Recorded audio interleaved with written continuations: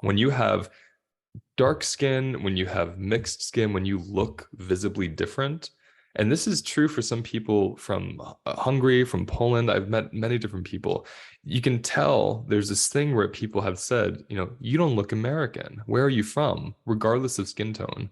I think people of color might get it more, but I've seen people get that who are in my family. I've seen my friends get that, white and black and mixed. And what that really means is someone saying, oh, the standard cutout, like the English white male or female that we've been seeing, this doesn't look like that. So there's this body recognition of this person's facial features, their skin tone, their hair texture, maybe their clothing style. Something differs from the story I've been given, this story that was part of the colonization, right? Welcome to the Holistic Life Navigation Podcast, where we explore life through the lens of somatics. I'm Luis Mujica, a somatic educator who teaches people how to find safety in themselves. Your turn to learn begins now. Today's episode is inspired by an amazing article somebody emailed me by a woman named Lyla June. And what's amazing about this article is Lyla, it might also be Lila. So I'm not sure if I'm pronouncing that correctly, but I'm going to call her Lila. And if I'm wrong, I apologize. Lyla June, she's an author and an activist, and she's of Dene, which is Navajo, and European heritage. So she's mixed, and she has this incredible story about connecting to her European heritage after growing up feeling like she had to be against it. And before I read the article, and it's a long one, so I'm going to take my time reading it, I want to explore this a bit because I find this fascinating. It has been I would say, because of the pain and the residue and the current experiences of racism in America. In the last 5-6 years, I've increasingly seen people, particularly in liberal circles, feeling guilty for their whiteness. I see people who do DNA tests and they focus on the relatives or the ancestors who are not white. There's a shame attached to this. And I think this is such an important thing to sit with because shame is not a physiology that allows us to move forward. Shame is something that causes us to curl in. And oftentimes, socially, shame causes us to fawn. Now, if you go way back to my early episodes, I'm thinking it's episode 4 and 5. I'm trying to look right now. I had someone named April Harder on, who I just adore, and we had 2 episodes because it was such a long discussion. We had 2 episodes about navigating racism. She did what was called racism recovery work. And she really saw the roots of racism built in narcissism, in addition to colonization. Episode 5 and 6 it is, if you want to go listen to it.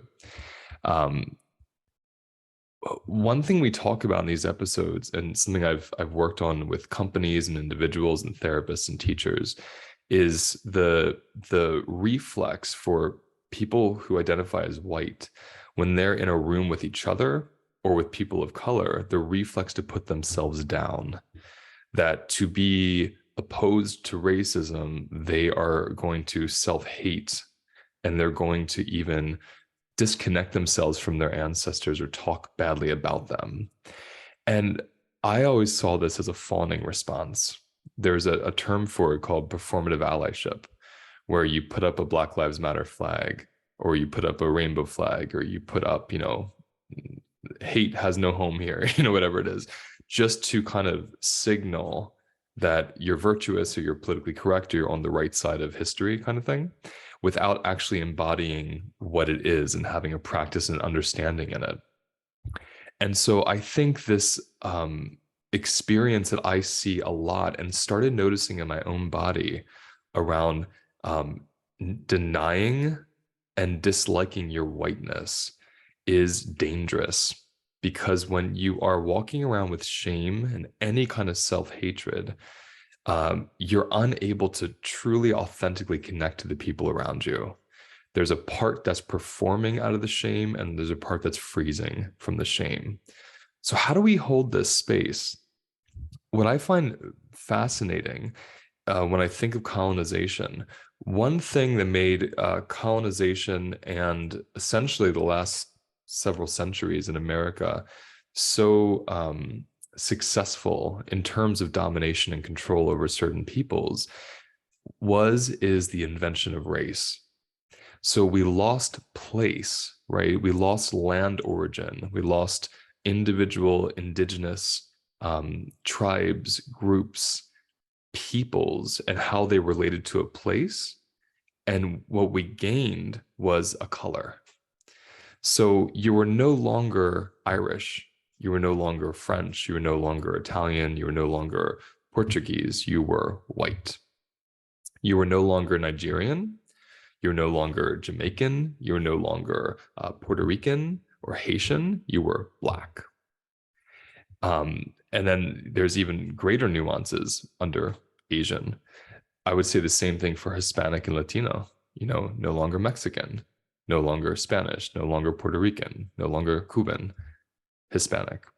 So as we get this race ideology and these kind of overall categories, and I'm going to really focus on this one with Black and white, because even within those other groups I named, there's still a further segregation within those groups and distinction, separation with Black and white.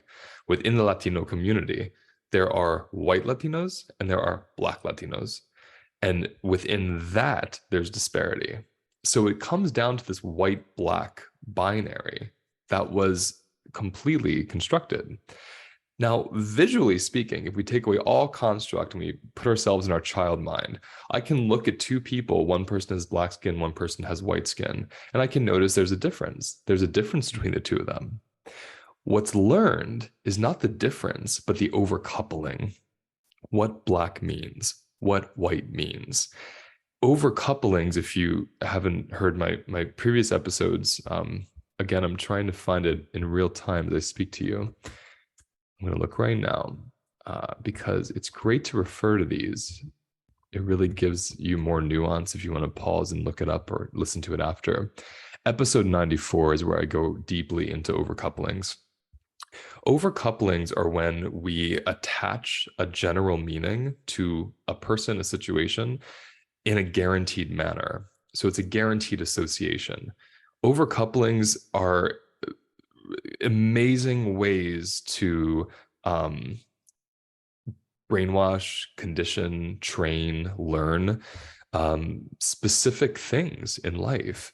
So if you grow up watching the news like I did in the late 80s, early 90s, in Pennsylvania, there was a very specific story on the television that would be streaming all day long about blacks and about whites, right?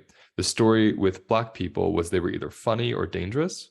The story with white people is they were either beautiful or ugly. That was my interpretation as a child growing up. There was the poor white trash, which is actually where I lived. And then there was the really beautiful, kind of like blonde idea of perfection, right? There's the Jonathan Taylor Thomas of perfection, if you will, which I never was able to achieve because I was more in the white trash sector and from a mixed Puerto Rican family. So I didn't really resonate with that American image of the Caucasian male or female. Why this is important is these overcouplings, they become part of your biology. They become, when someone says implicit bias, what we're really talking about is overcouplings. My body sees this person and has an immediate association based on what it's been trained or what it's experienced. So sometimes there's no training or conditioning, there's experience. Personally speaking, I had negative experience after negative traumatic experience with white straight men. They became part of my overcoupling. My language of my body overcoupled any man that was white and straight with possible threat. And I would seize up around them. I wouldn't trust them. I wouldn't go places like gyms. I wouldn't work at certain restaurants. If I knew that that was the majority, I couldn't go there. Whereas historically in my life, anyone who was black, anyone who was Latino, anyone who was a white woman, or if you were gay, regardless of your skin tone or ethnicity, I had safety. I had safe experiences with these people. So I didn't have the overcouplings of thinking they were scarier to be feared. So I would feel really comfortable going into those settings, and I did. So this is how overcouplings work, and I'm saying this because why colonization had one of the arms, I should say, of colonization that were so effective and still is effective to this day is the overcoupling that comes with race via color. Now, I'll tell you more about this. When I think of my own family, so I'm made up of three different lineages specifically: Irish, German, Puerto Rican. Now, within those, there's more nuance. There's North African. There's I'm trying to remember the other ones. There's North African. There's Puerto Rican and Taino. There's German. There's Irish. And there's one other I always forget. It might be Portuguese, actually. Oh yeah, like the Iberian Peninsula. So Spain and Portugal. And so these are what actually make up my DNA. But I didn't have that nuance. I always just knew Puerto Rican, Irish. I didn't even know the German part until later. So I say this because when my family was immigrating here, when the Germans came here first, so my grandmother on my father's side, she was completely German. They actually came from Hungary, and she had her bloodline seemed to be of that region, particularly specifically, so really Hungarian, but we said German. And my grandfather on my father's side, he is Puerto Rican. So he was made of Taino and Spain. His mother was Spanish, his father was Taino. Okay. And then on my mother's side, her mother was Irish with a little speck of German thrown in there. And her father was Irish with a dash of German thrown in there too.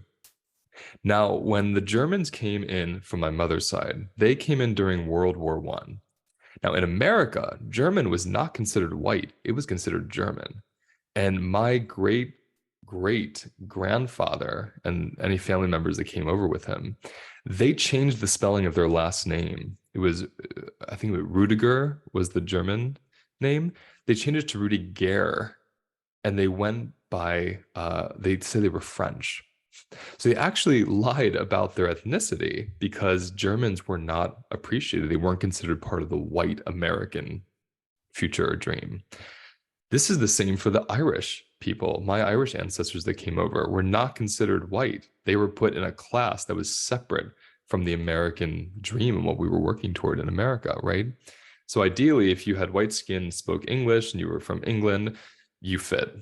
If you didn't, you were othered. Now, over the course of one generation, these people, my ancestors, were able to assimilate.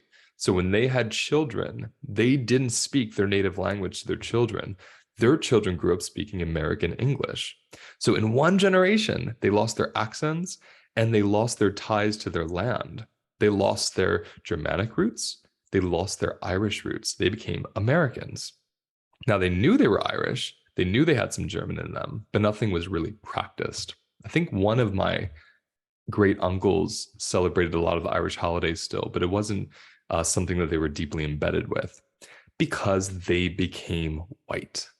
They assimilated. Now you go to my father's side. Okay, my grandmother's family, they were one of the earliest Germans to arrive. I trace them back to the 1700s in Pennsylvania. So they were here really early. And they might have done some bad things. I don't know. I haven't been able to find that, but they came here pretty early.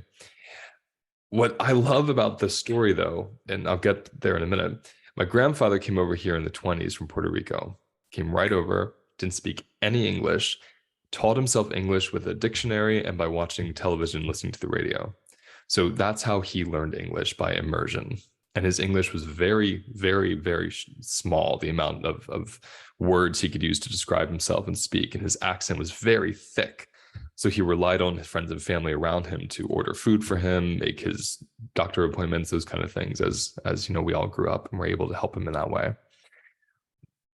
What's interesting is when you have white skin in America, you can within one generation assimilate and become white, right? Because you can look the part, especially when you speak the part. When you have dark skin, when you have mixed skin, when you look visibly different, And this is true for some people from Hungary, from Poland. I've met many different people. You can tell there's this thing where people have said, you don't look American. Where are you from? Regardless of skin tone. I think people of color might get it more, but I've seen people get that who are in my family. I've seen my friends get that, white and black and mixed. And what that really means is someone saying, oh, the standard cutout, like the English white male or female that we've been seeing, this doesn't look like that. So there's this body recognition of this person's facial features, their skin tone, their hair texture, maybe their clothing style. Something differs from the story I've been given, this story that was part of the colonization, right? I say that because my grandfather, his desire to assimilate was to make his kids assimilate. He couldn't assimilate. He couldn't pass. He had darker skin.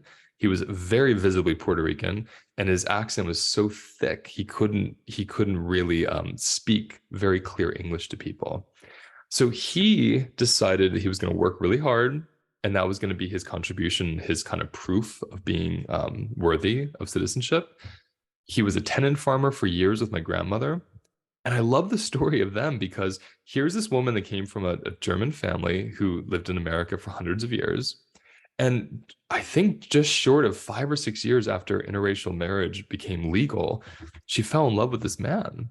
She's walking down the street and he's driving up in his El Camino. And she sees him and she yells, "Nice car." And he goes, "Want to get in, mommy?" And that was it.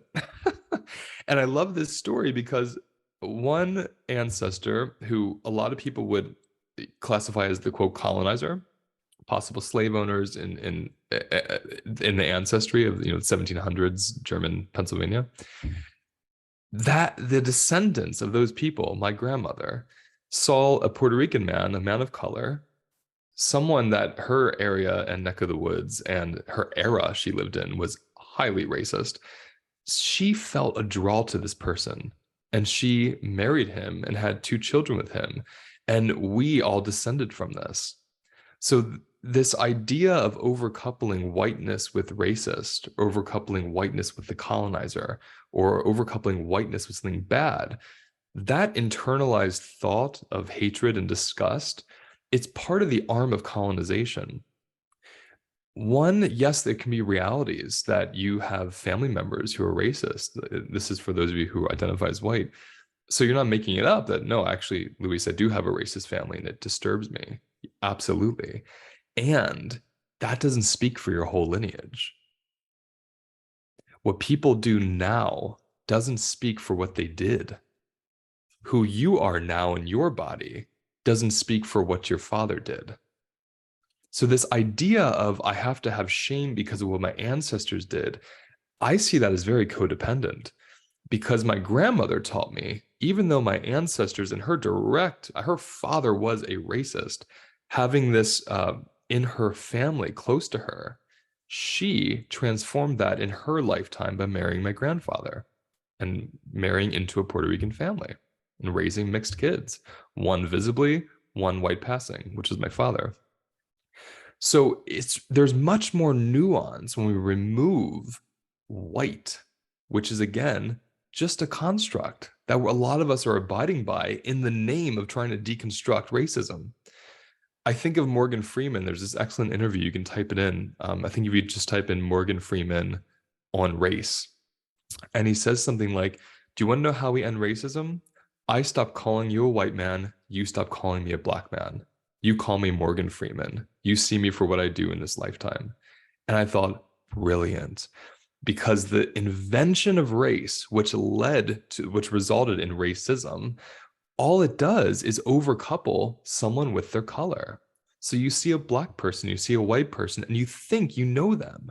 You think you know what music they like. You think you know what demographic they're in, how much money they make, how they feel about themselves. You don't know anything about them.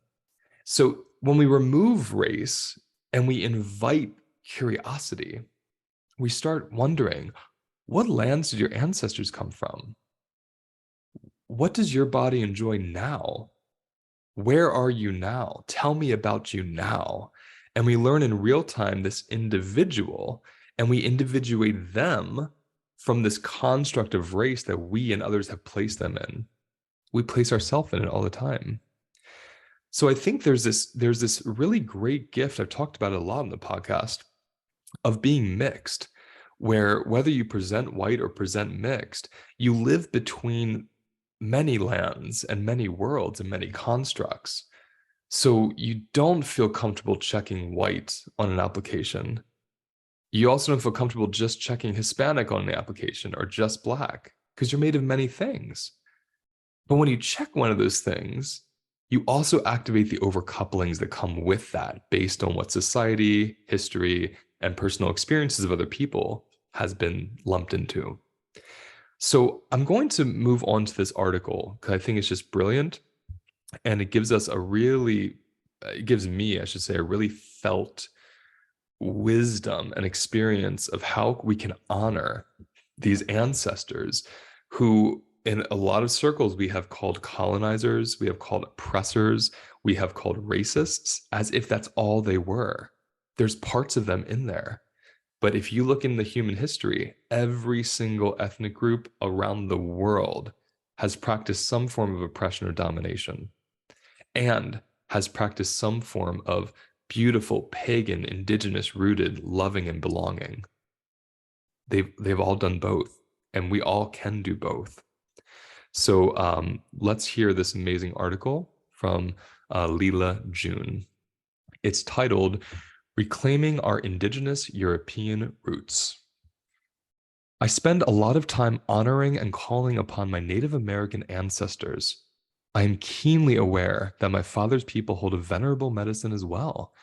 He has ancestry from great sacred motherland of Europe. I have been called a half-breed. I have been called a mutt, impure. I have been told my mixed blood is my bane, that I'm cursed to have an Indian for a mother and a cowboy for a father.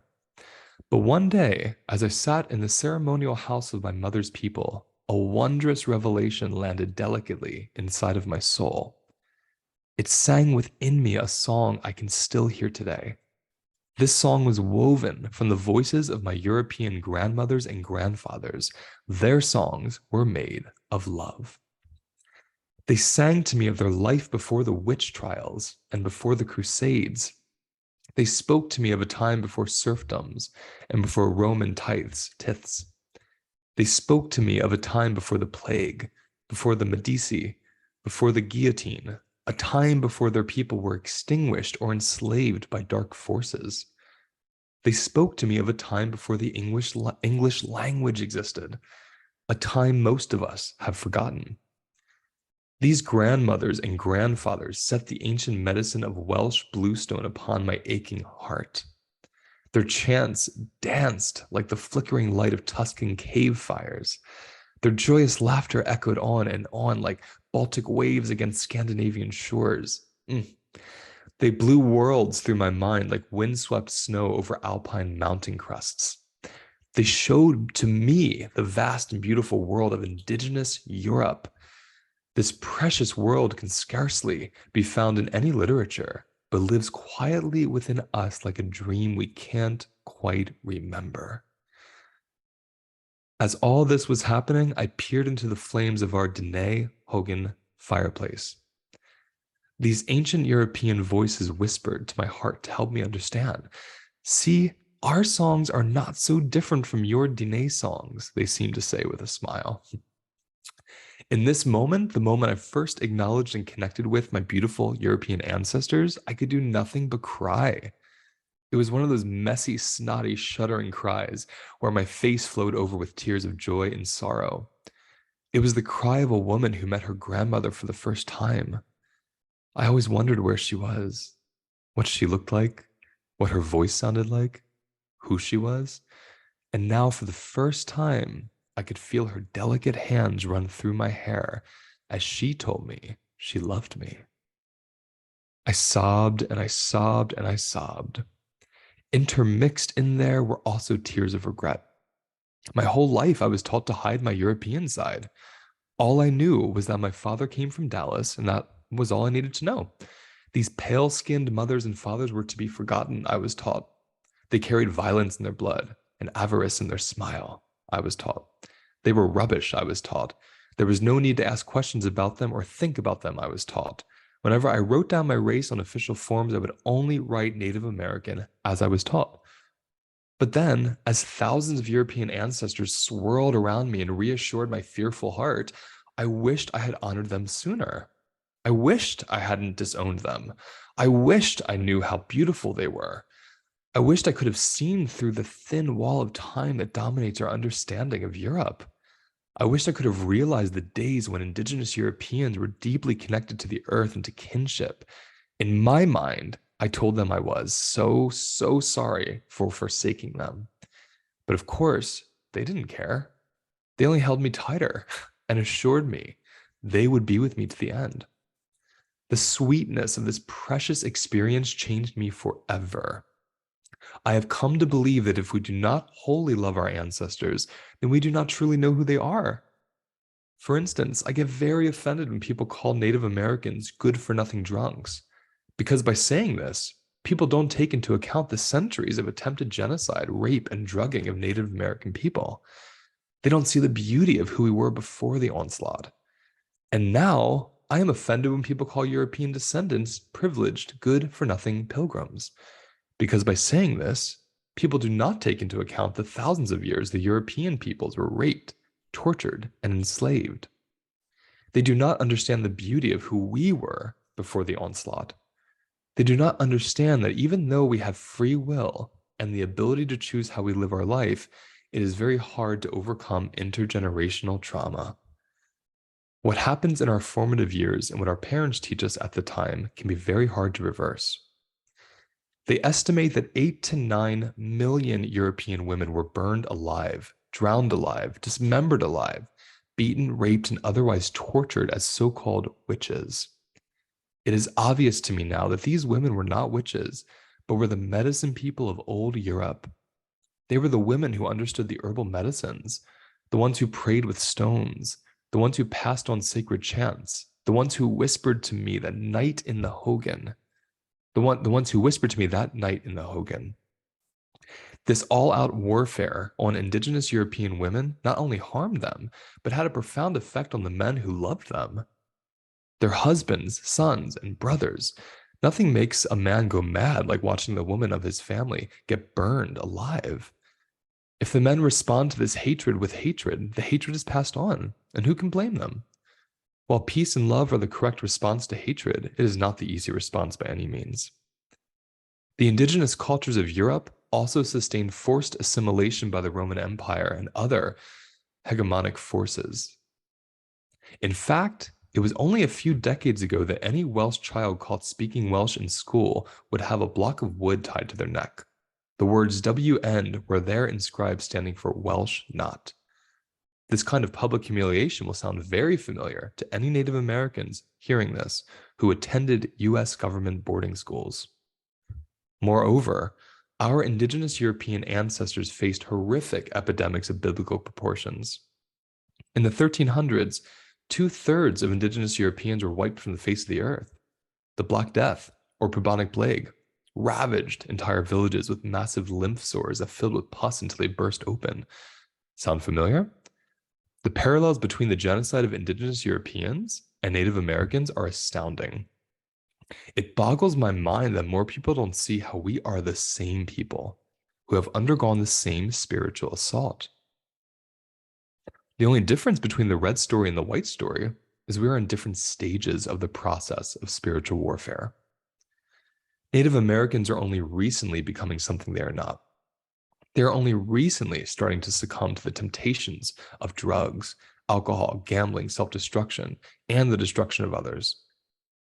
Just as some Native American people who have contorted and twisted by so many centuries of abuse, so too were those survivors of the European genocide. Both are completely forgivable in my eyes. Now I see I have a double duty.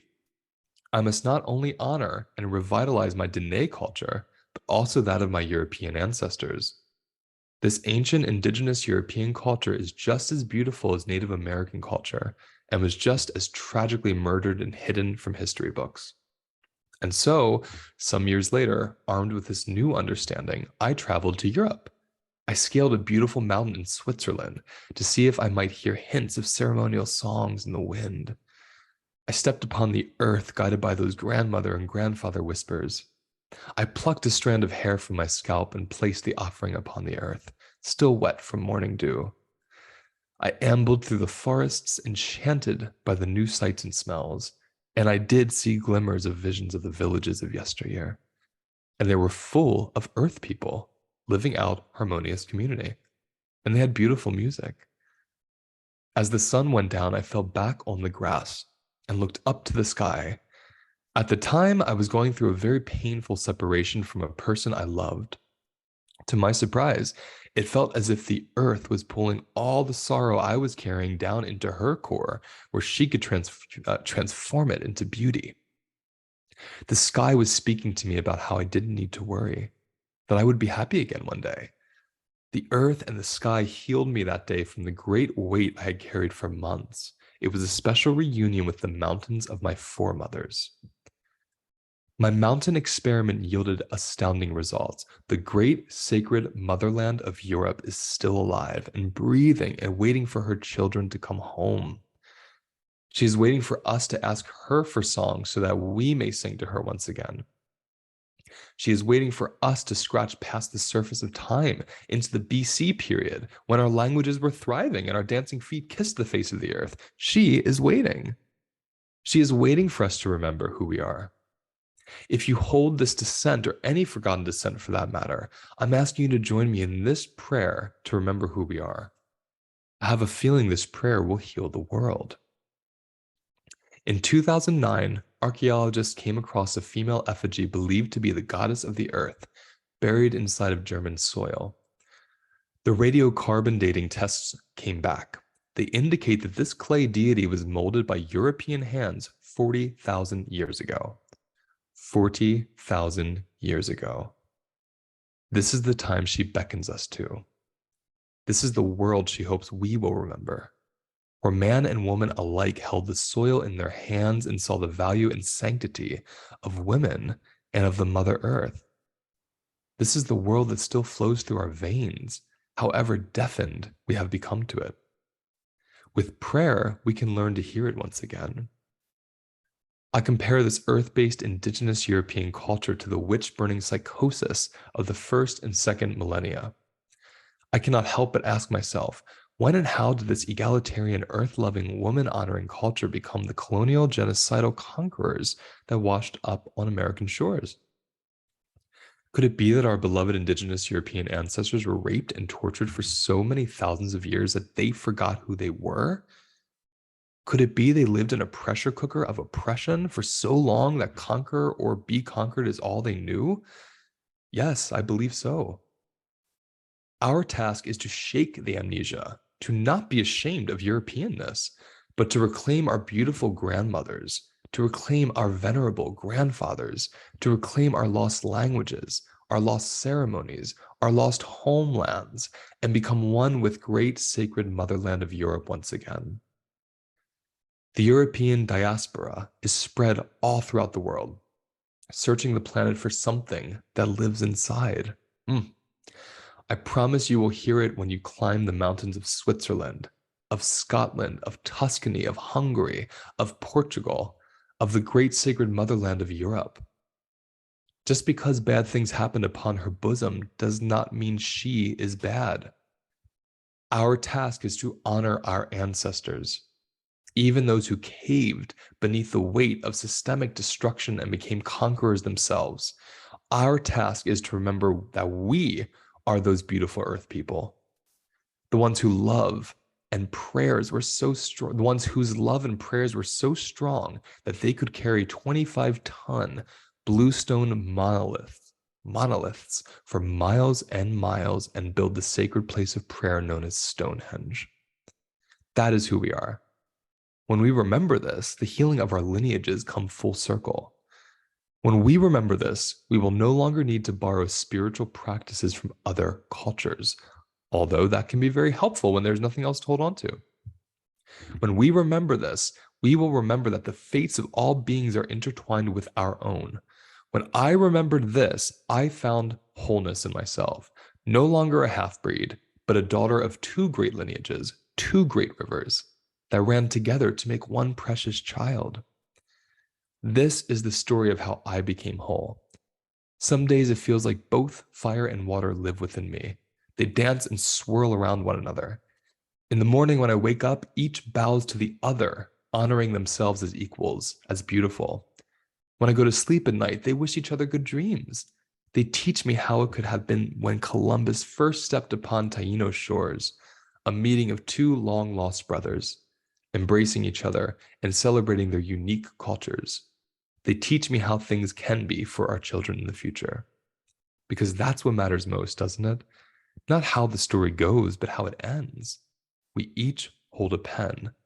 Let us co-author a story of how humanity fell in love with itself and in its Mother Earth once again. Ooh. That's the end of today's episode. Now let's take a moment to notice where we feel the episode in our bodies. Close your eyes. Take a breath. And let whatever wants to come up, come up. And remember, those sensations hold the wisdom that we're looking for. If you want to go deeper, visit holisticlifenavigation.com.